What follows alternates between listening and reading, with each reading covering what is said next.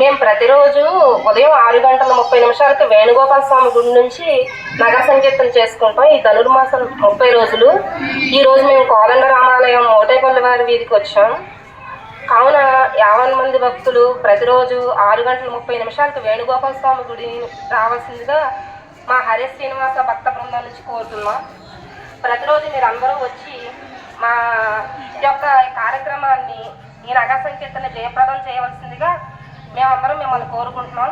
మా హరే శ్రీనివాస భజన మండలి తరఫున మీ అందరూ వేణుగోపాల స్వామి యొక్క ఆశీర్వాదాలు పొందాలని కోరుకుంటున్నాం. హరే శ్రీనివాస.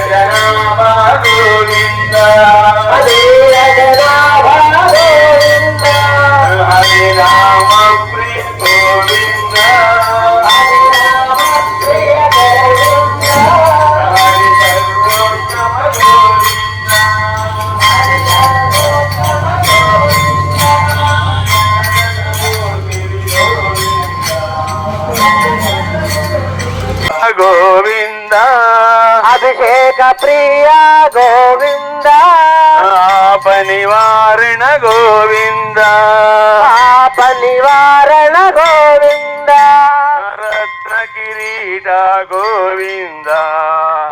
ఇంతకీ మనమ్మ గోదాదేవి గోపికని తిరుమల ఆరగింపు చేసాం.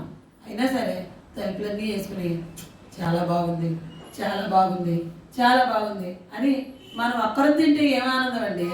నలుగురికి పెట్టి మనం భుజించామనుకోండి అదొక ఆనందం. ఏకస్వాదు నభుంజీత.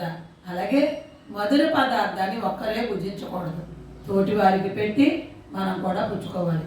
అలాగే మంచి విషయాన్ని కూడా చక్కగా తోటి వారికి చెప్పాలి.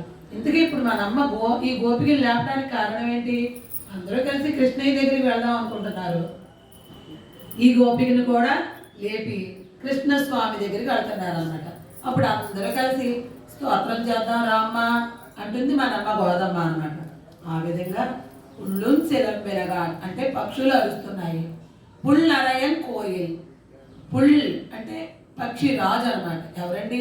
పక్షులందరిలోకి రాజు ఎవరో తెలుసా? గరుత్మ.